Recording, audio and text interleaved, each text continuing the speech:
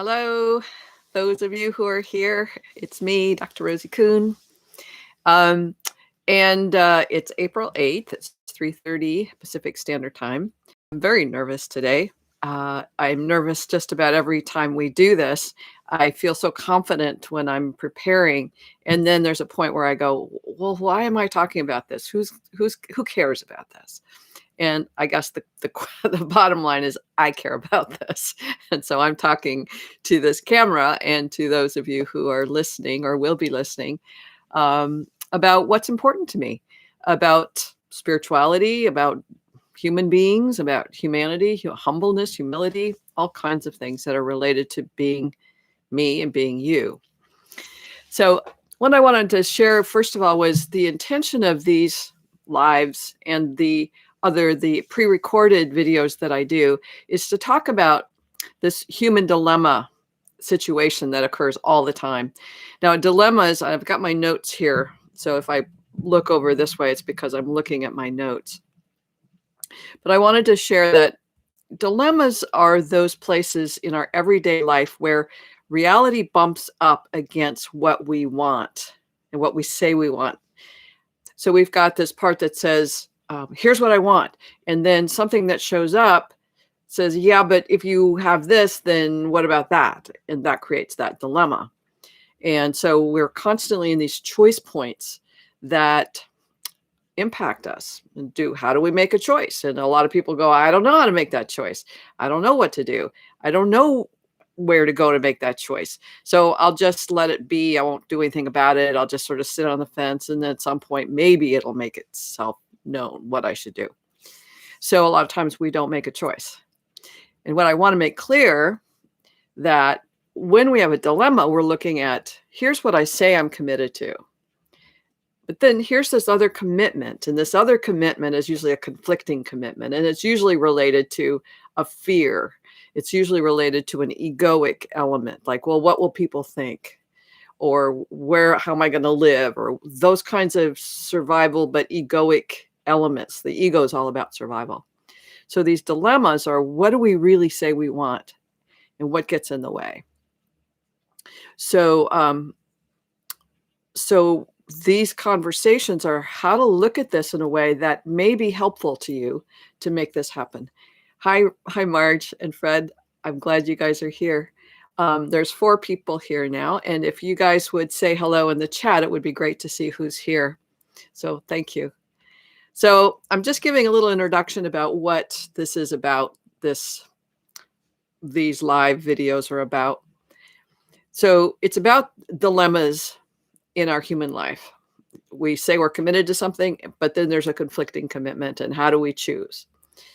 The spiritual piece comes in when we start to realize that there's some element of life that is not related to what we say is related to physical reality, 3D reality.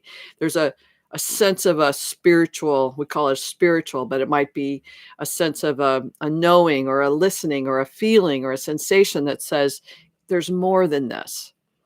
And when we talk about spiritual dilemmas or spiritual practices or spiritual life, we're talking about how do we increase our capacity to be with this seeing, knowing, feeling, sensing in relation to who we are, and getting to know who we are in our highest truth, our highest good, our highest knowing, which in essence brings about the highest contribution to the world, which is pretty cool. So that's the intention of these YouTube videos, is to support and empower you to start to think about, how do you see yourself? How do you see your reality? How do you experience what we call spiritual presence, perhaps? And how do you bring that into your everyday life? So, because what we're doing is cultivating relationship with ourselves and this part that we say is spiritual. And this, some people call it God or the divine or universal source of what is, or oneness. But we're creating a relationship with that. And what I want to do in some of these videos is just be so elementary about it, because it gets so big in the conceptualness of spirituality that we don't have a sense of how that actually looks like or arrives in our everyday life. So that's what these videos are about.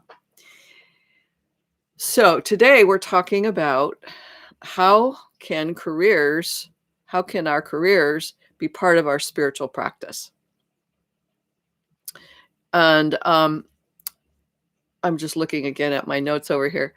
So for me, our lives, each of our lives is a spiritual journey. We're eternally, we are eternal beings, and we're in this journey, this adventure, this process, always, always, always, always, and everywhere.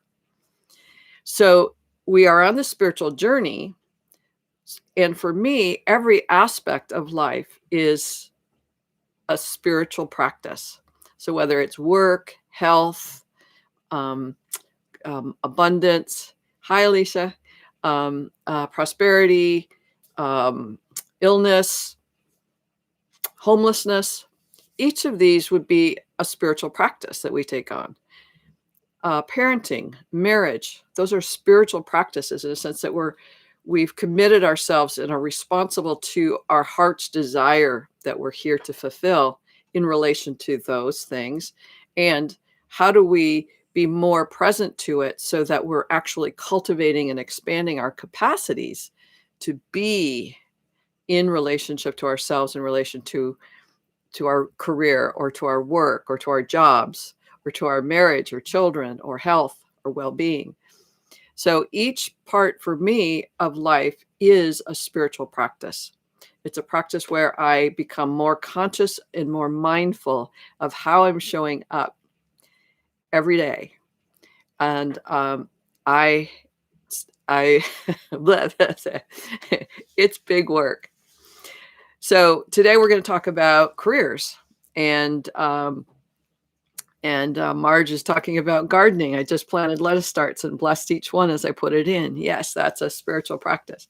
Bringing yourself to whatever it is that you are doing in a conscious, present way. With work, it's interesting. There's so many people. There's people who are self-employed. There are people that work for other people or in corporations. So each one of us has a different orientation in context, even in terms of how we be with our careers. Now, for some people, careers is being a mother or being a wife. Careers are military. All kinds of careers that we're talking about.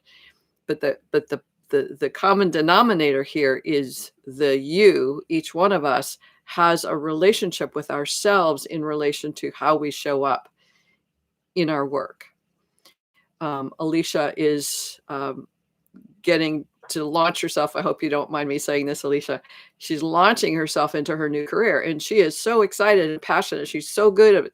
There's so much love and presence in this woman. I hope you don't mind me saying that, Alicia, but there is so much love and presence in terms of how she is mindfully aware of what needs to be needs to be her, how she shows up in relation to herself, but in relation to her clients and her dedication. And that's really cool. And I read that a Gallup poll study said 66% of people are disengaged in their work. This is globally. 66% of people are globally are disengaged from their work versus the whatever that's left of that 34% that is actually engaged and connected, like we're talking about with Alicia. The engagement level is much higher. And so part of this question for me, or this challenge of how can we be in our lives as a spiritual practice, and how we be in our careers as a spiritual practice, brings about, well, where am I disengaged? How am I disconnected? Where can I be even more mindful of how I be with my clients, my writing, my whatever it is my commitment, my responsibility. So that's what we're talking about today. So I would love if you guys have any questions or any thoughts as we go on. Welcome to those who are just showing up. There's now 5 people, which is awesome. And if you could say hello in the chat, that would be great. And I would love, if you haven't subscribed already, to just subscribe. And as you're listening, if there's anything of value that makes you want to push that like button, please do. That would be great. It lets me know that what I'm saying has value and importance to you. So that would be great. This, I was asking myself which books. I've got 13 books that I've written. And it's like, which book would work for today? And so these two books popped up, which makes perfect sense. This book is the ABCs of Spirituality in Business. I wrote this in 2012 and went through it, some of it today, and it's actually really good. So I was surprised, actually. I was surprised that there's some really, really good stuff in here. The link is below in the comment in the description section. So check that out if you will. And the other book that I wrote is called Dilemmas of Being in Business. And this too is really good about how what we're talking about is relevant to what we're talking about in terms of, here's these dilemmas that show up in work between the part of us that says, hey, I want to be a vice president, or I want to be the president. I want to own this company. I've got these big ideals. I want to have all the privileges of the CEO.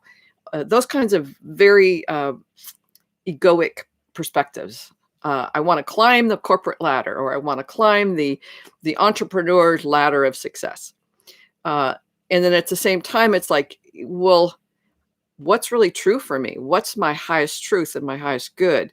And do I have to backbite and climb on other people and hurt other people in order to get that? And is that really what I want to do? So there's many stories in here. There's these are each stories of work that I've done with clients, all confidential. But the dilemmas that they face in their work life. So again, this and the ABCs is below, the links below to the Amazon link. So check that out if you're interested. So when I was thinking about how to talk about this today, I have tons of notes, and it's like all over the place. But what I realized was, we're talking about spiritual practice, but what is a practice? A practice is something that we do all the time. And we're practicing something, and we're practicing usually some attitude or mood that's part of what we're doing. So somebody might go to work and they want to come across as somebody that knows everything. So they're practicing sort of a know-it-all perspective. They're practicing that. Somebody that's an angry, kind of resistant person, they're practicing angry resistance. Somebody who is practicing or is kind of a bored, non-attached, disengaged person is practicing bored, non-attached, disengaged person. And so we're always practicing something. And I realized that was a really important piece of this conversation in terms of what's a spiritual practice and how do we do that? How do we include that in work? Because if we see that we're always, in a practice of something, then we can go, wow, what am I practicing right now? What am I working on right now? For a great deal of my life, I practiced anxiety, angst, and dread. Sorry. Just getting my feet under me. Anxiety, angst, and dread, and victimhood and poverty. In a sense, I was always thinking myself less than, and I'm gonna be broke and all those kinds of things. So that was what I practiced a lot of. Alicia says, how can I be mindful of practicing spirituality when I'm deep into a workday? That's a really good question, and I'll answer that in just a second. Because the answer is that you are aware as how you can, I'll answer it this way, how you can be mindful of that is becoming mindful of what you're already practicing in your everyday life. So when you're deep into a work day, what are you mindful of practicing? You are conscious to something. And in terms of this particular idea of spiritual practices, we're looking at what qualities enliven you, uplift you, and the people around you. What qualities align you to your highest good, your highest truth? What qualities bring about greater degrees of intentionality with aligning to your responsibilities and your accountabilities? What practices brings you to collaborate and communicate and relate to yourself and others in a way that expands and uplifts? So I hold these as important spirituals, spiritual principles, but principles of living life, because I feel happy when I do that. I feel connected. I feel joyful. I feel creative and generative, generative in a sense, in that something keeps unfolding in front of me. If I'm practicing coming from fear and nobody's going to want what I have to offer, and nobody likes what I'm saying, if I come from that place of less than, then I'm in this fear place. I come from lack. I come from, what's the point of doing anything? It's just going to be poo-pooed or disregarded. So I can practice that, which I've been practicing. I'm very good at that. But it gets in the way of me being me. It gets in the way of me contributing to you being you. And for me, this is really important that I get to potentially cultivate, inspire, and empower you to be more you. And that means supporting you to be less fearful about what you might have to give up, or what you might lose, or what people might say, in a sense that if you are honoring yourself and you're honoring your agreement and alignment with the work that you've come to do, then that's your practice, is honoring and being honorable to that. If you're trying to get something other than what you've agreed to and responsible for, then there's a manipulation and a fear-basedness that shows up. I don't know if that makes sense. Does that make sense? So what we're trying to do is be mindful. This answers your question, I think, is being more mindful of what is mine to do here. And it's just a matter of continuing to ask the question. How do you know if you're in alignment with what you're doing? Because it feels good, because you're not afraid, because you're more willing to be truthful to people. You're more willing to be truthful to yourself to bring about the results that you've come here to do. So that connection, that engagement, that honoring of yourself and others in relation to work, that's what this is about. So do we have to talk about woo-woo spiritual angels? Do we need to have crystals on our desks and the tarot cards on our desks and the astrology and numerology pages open so we know how to do our day? Only if that helps you.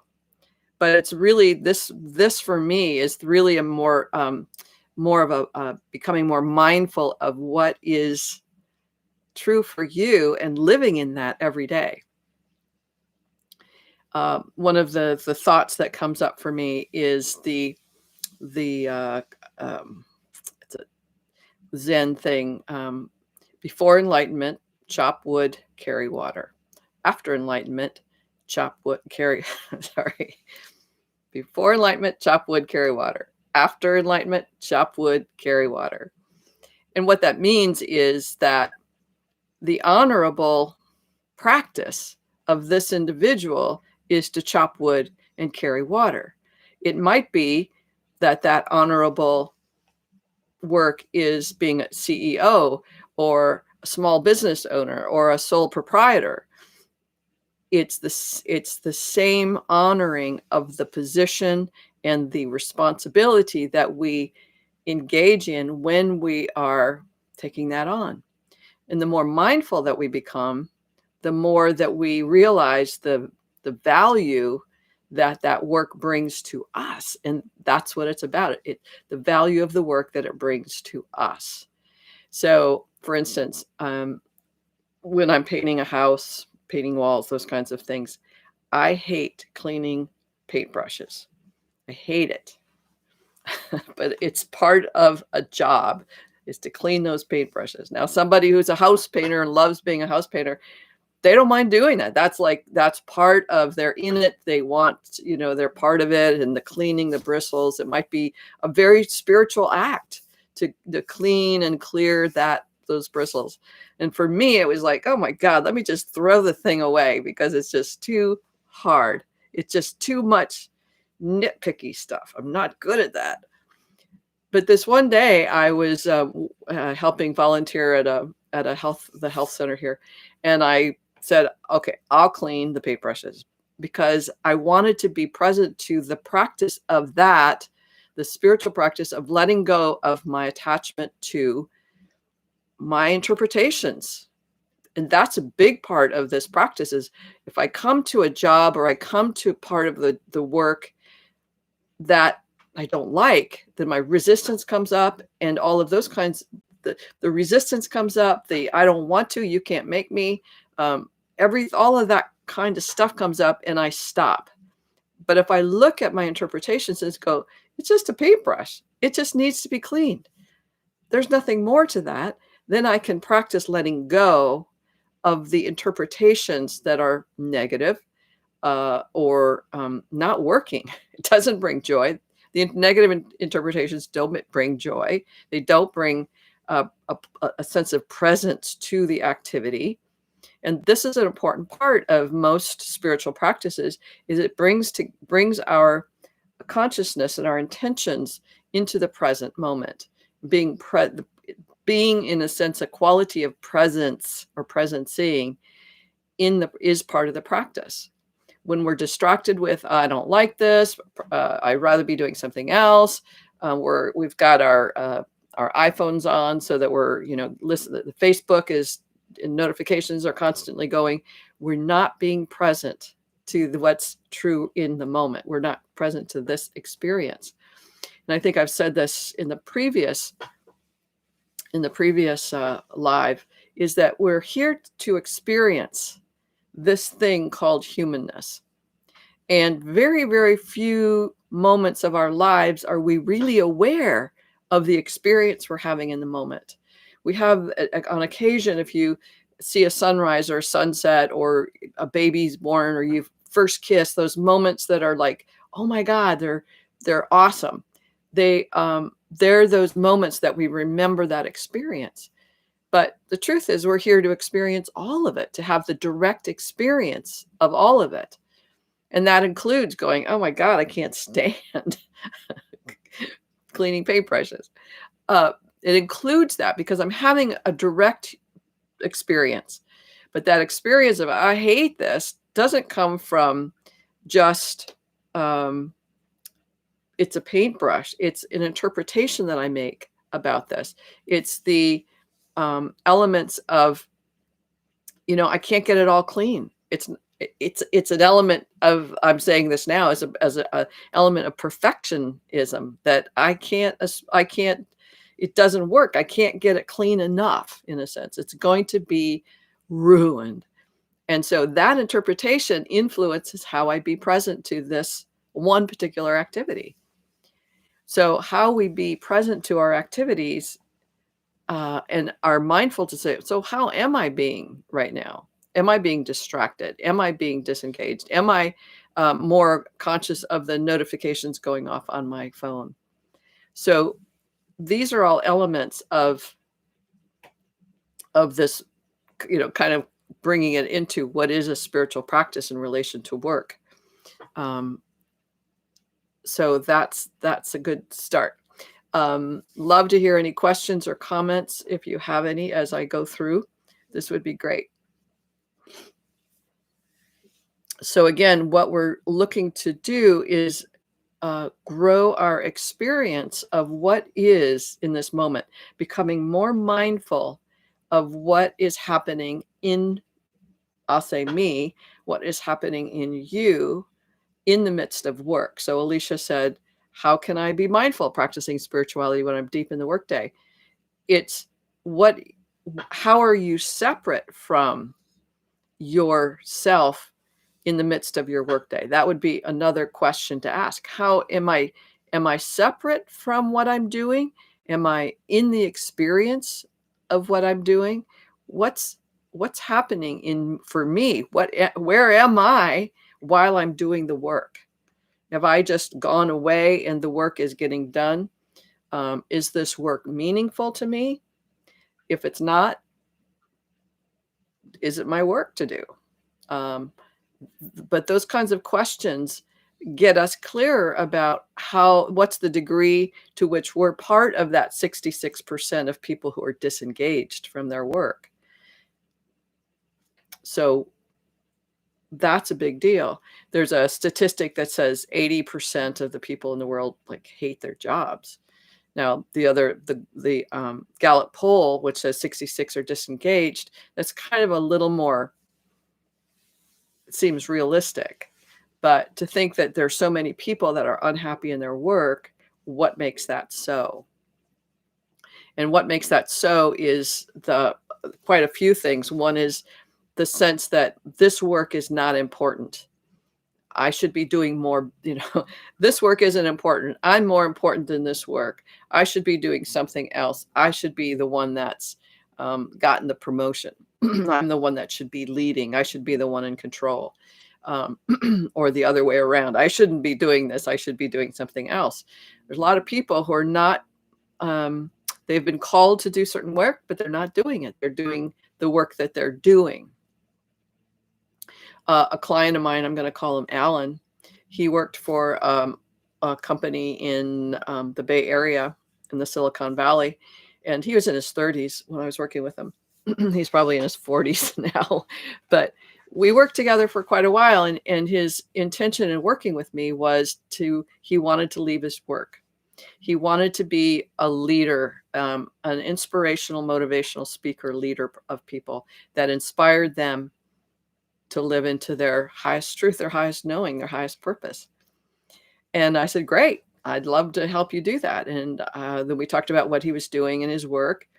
And it's like, well, why not leave your work now? And he's like, oh, I can't. He's got family and commitments that way. But he was able to see who he was at his work and how he would hide out, how he would present himself in a way that wasn't him. And he was able to articulate what he called the abyssness of this life at work, where he wasn't even there. And I've heard this said in other ways by other people who were no longer employed at corporations, where they lost their souls. And so we think, it's like, oh, the corporations, they steal your souls.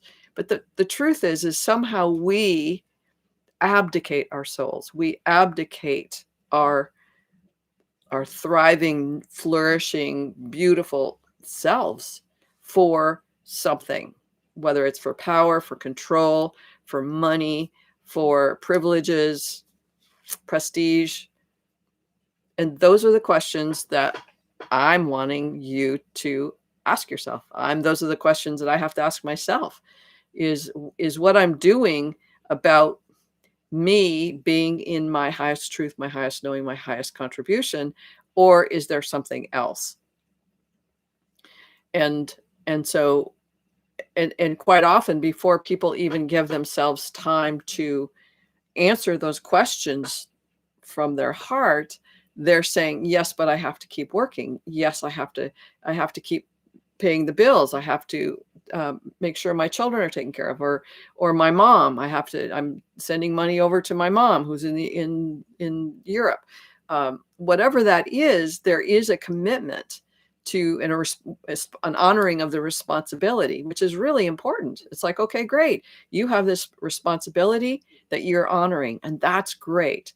So how do you shift the thoughts about this job or how it affects you?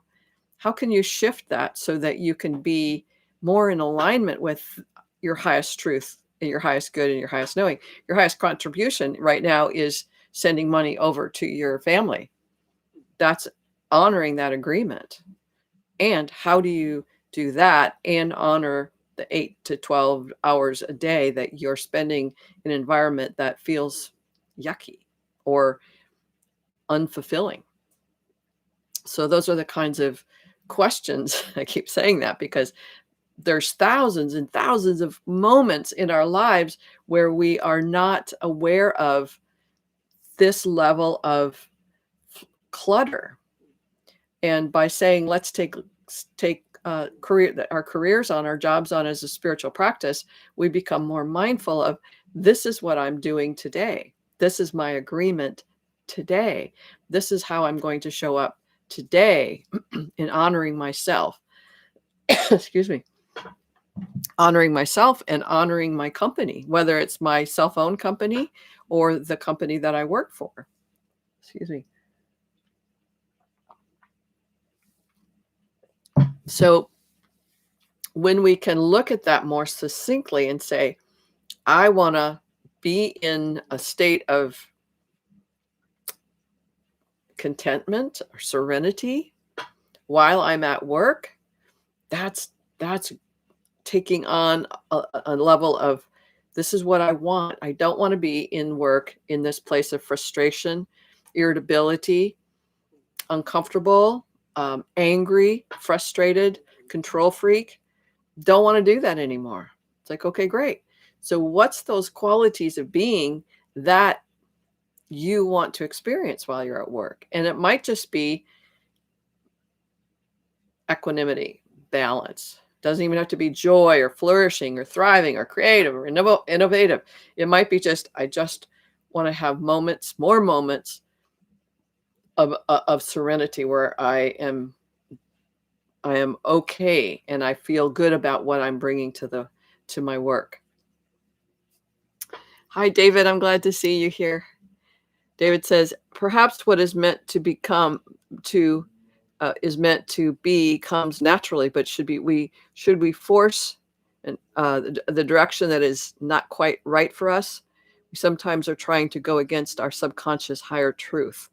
Yes, that's true. It's hard in our consensus reality to follow our dreams, follow our bliss, follow our calling. And so it's that place that our consensus reality, as we talked about last week, the consensus reality that says, you should be doing this, you should work in a good corporation, you should work, whatever those shoulds are, as opposed to saying, it might be come into the family business. It might be, go work for your grandfather, or, the farm is going to disappear if you don't take care of it, if you're not the one that starts to do the farming. So each one of those is sort of a demand, if you will, on an individual and so the individual then is a choice to go, I need to take care of my family and honor that, or I need to honor the farm, or I need to, whatever that is on the inside that has them do that, want to honor that. And at the same time, be aware of, how can you be aware of what you're doing and then feel the compassion and the passion for what you're doing. One of the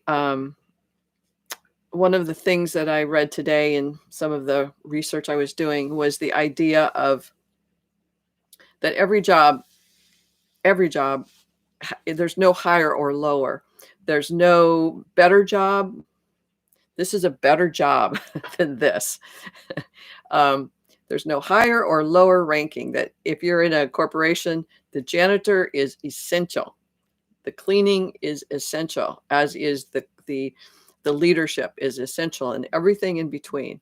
That each role is really important, and how we see ourselves and experience ourselves in relation to the role we play within an organization, a corporation, again, our own small businesses.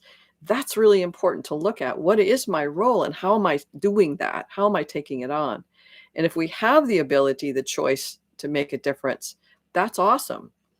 And some of us don't. And that's sad. As Alan was saying in the when I was talking about this, my client Alan, he's like, there's this abyssness, and I'm in the midst of that, and I don't know how to I don't know how to do it. The abyssness of being me in a corporate organization, and trying to figure that out was really, really important to him. And eventually he left the corporation and is now pursuing his dream. He's doing life coaching and business and executive coaching and really good things that are really helping people in the way that he wanted to go towards. So that's a good thing. The dilemma is that most people, it's not a dilemma, it's the way it is. Most people don't want to hire a coach or don't want to actually acknowledge their lack of engagement, they don't want to acknowledge that they're not happy. They don't want to do anything about it because they don't know what to do. And I laugh because I know this place so much about myself, but also in terms of every single one of my clients will say, I want the change. I just don't know how to do it. And we won't know how to do it until we begin to be more mindful of the truth of, I'm not happy here in this moment, and I cannot change my circumstances. So now what? So the Serenity Prayer, part of the AA fellowship and every other 12-step program, is the Serenity Prayer, is grant me the serenity to accept what I cannot change. So in the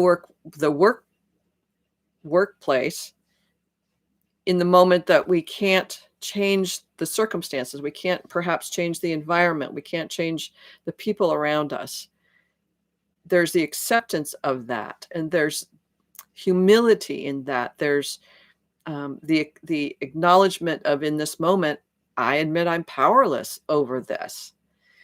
And it's these are so important in terms of any of our spiritual, we'll say the spiritual growth, but in the evolution of ourselves, that's why it's such a big part of the AA fellowships, the 12-step programs, is because they're foundational to being truthful to who we are.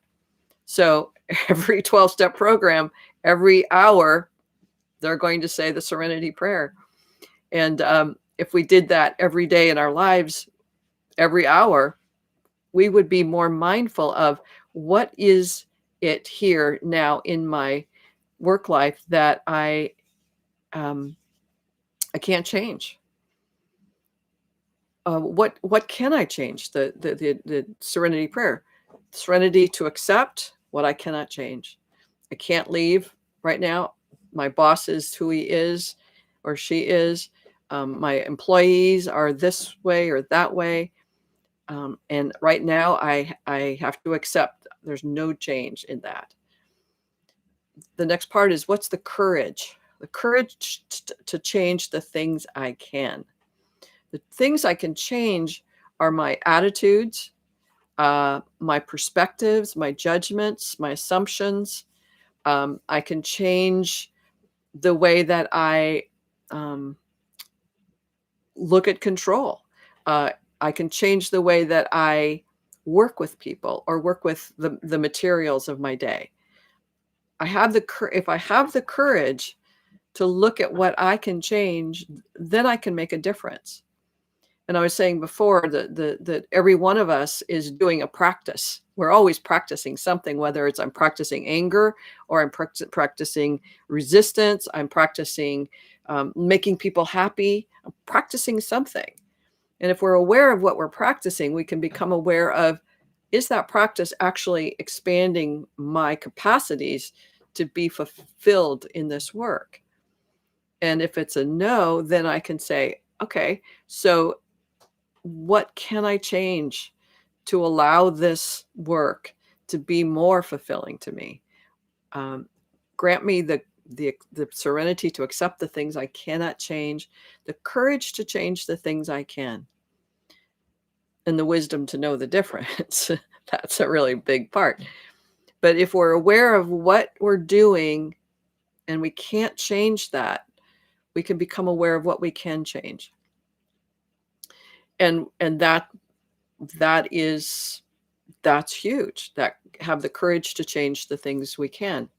Now, some of the things that I write about in the ABCs of spirituality and business are things like kindness, acknowledging people, in a sense, acknowledging people for their contributions in the workplace. Now, there's some environments or cultures in businesses where doing that goes against the culture. You're not supposed to be nice to people. Now, I'm not sure anybody watching this would be in that culture, but perhaps they would be. But you're not allowed to say nice things. In fact, it's like you're supposed to be in a competitive perspective, a competitive way. You're competing for the next job or the next case, the next whatever. But to be kind and generous of spirit is a spiritual practice, especially if you're in a place that you're unhappy. But if you're unhappy, the point is, how can you create happiness within? And it takes courage to do this. It takes courage to say something nice to people. I know, right? But for some people it is. And I'm saying this and I'm laughing because there have been times where I did not want to say nice things to people, the people that I didn't want to say nice things to. So when I was training to be a coach, a large part of the practice was acknowledging other people. So acknowledging our clients for what they are doing, what they're bringing, what they're contributing, the process that they're going through. And so we had to practice acknowledging people for things. So there was this one particular person in my life, and I found her very frustrating and annoying. And she was the one I chose to begin to practice acknowledging. I didn't want to say anything nice to her. And that's about me. It's not about her. My finding her annoying, and that's all about me. That's not about her. In fact, she turned out to be one of my dearest, dearest, dearest friends.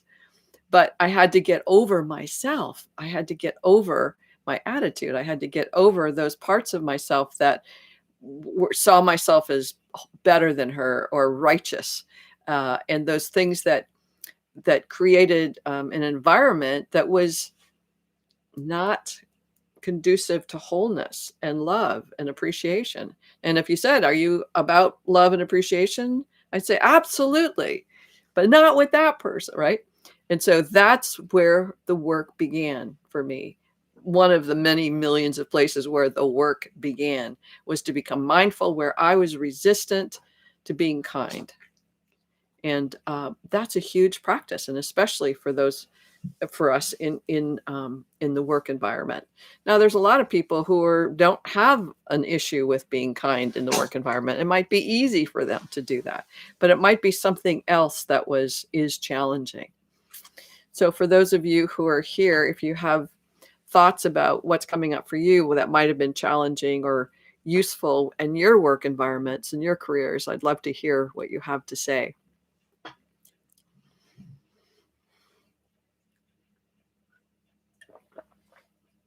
Marge says, "I had a job with a very volatile person. Everything changed when I realized she was a gift to my personal growth because she gave me a chance to learn to deal with her moods." Beautiful. So, I mean, that's truly pretty much it, is that people are constantly, and we say this every week, is that, everyone that comes into our life is a practice, a spiritual gift. And the lessons that we have that we can learn through these individuals or through the corporation or through whatever it is a gift. And it shifts us and changes us and gives us so much more compassion and uplifts us and uplifts them at the same time. And depending on your perspective, I think that's what we're here to do. And I think everyone would say that, and they'd say, "Yes, but at work, I can't do that. I hear that a lot. At work, I can't do that. And it's really, how do we find a way to do it at work? Because it's really about fulfilling ourselves again.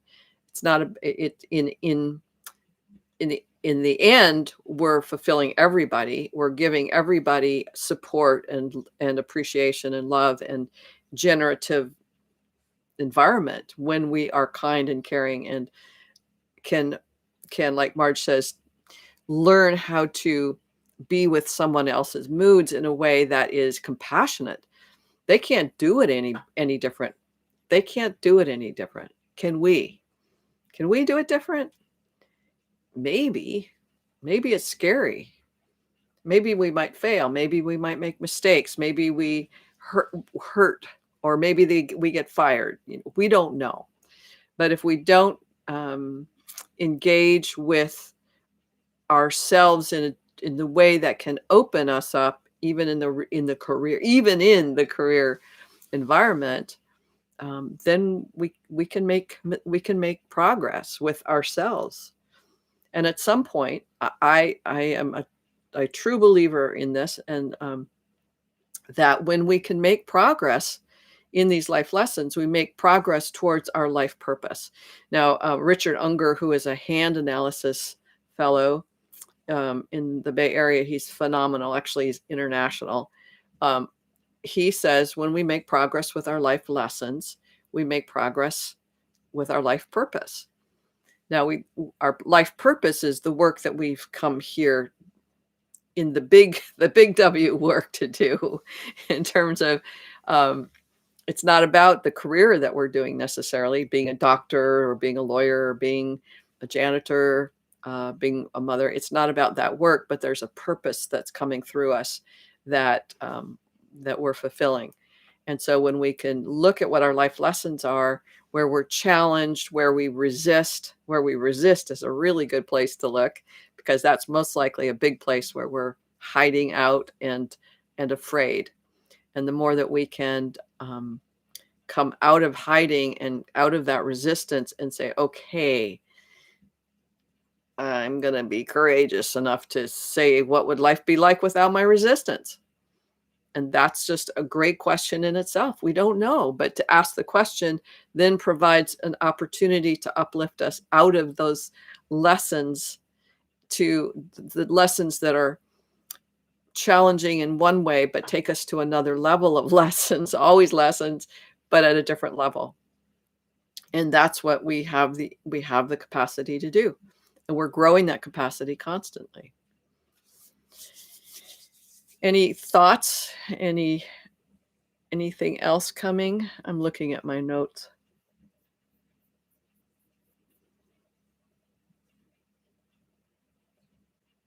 So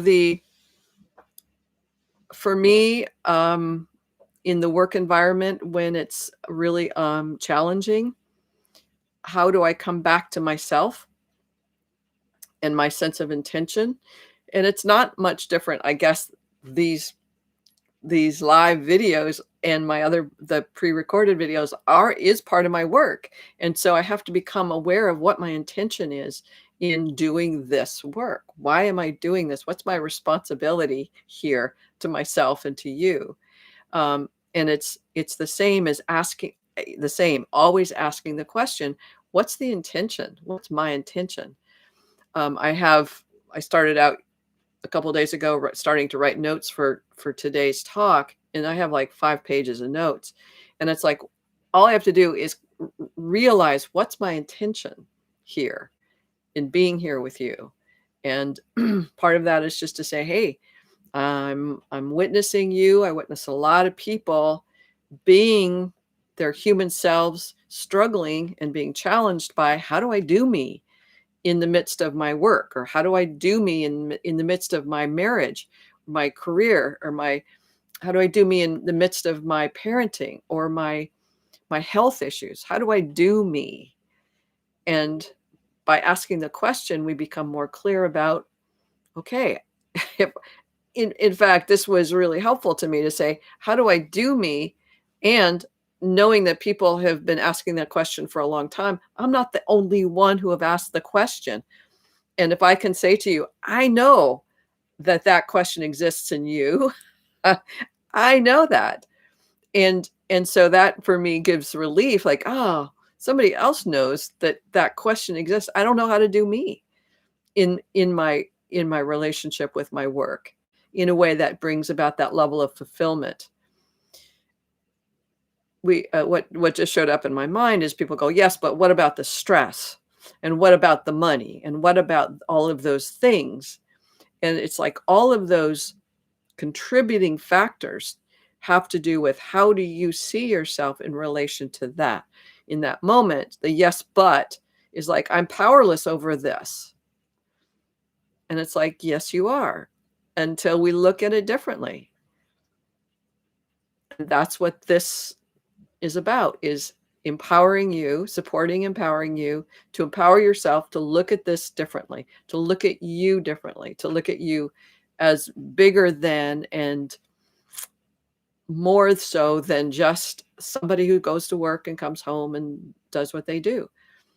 It's you are a magnificent, precious, divine being having this human experience, which is also divine, and it's full of challenges. And those challenges, they give us an opportunity to learn. Like Marge said, it's like this challenging person gave her an opportunity to grow her capacity to be in a way that allowed everyone to flourish to a greater degree. That's pretty cool. Did you know you could do that before that, Marge? Did you know that you could do that? She might answer. I think she will.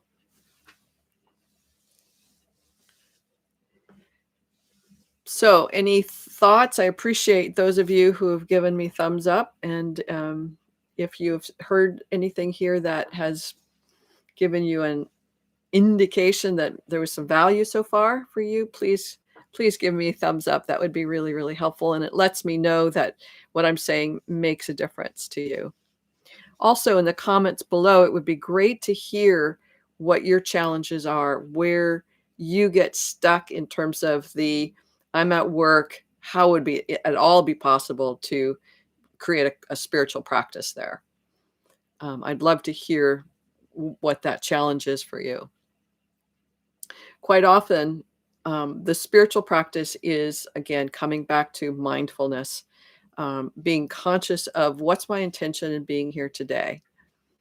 In the Course in Miracles, it says, I can have the kind of day I want. And here's what has to happen for me to have the kind of day I want. Number one, I have to know what kind of day I want. Most people go to work anticipating the day they're going to have. They don't anticipate the day they want to have. So that's a big lesson in itself. That's a big practice, is to say, okay, today, here's the kind of day I want to have at work. So that's the beginning of this spiritual practice. Here's the kind of day I want to have. And going to work, driving or being on the bus or whatever, walking, to say, here's the kind of day I want to have. And hold it in your heart, hold it in your experience. This is what I want. David says, when we resist our feelings, we are blocking or denying them, thus suppressing, and what we suppress will surface in many different ways. Living in each moment. I just lost. And what we suppress will surface in many different ways. Living in each now moment, we build no baggage. Absolutely.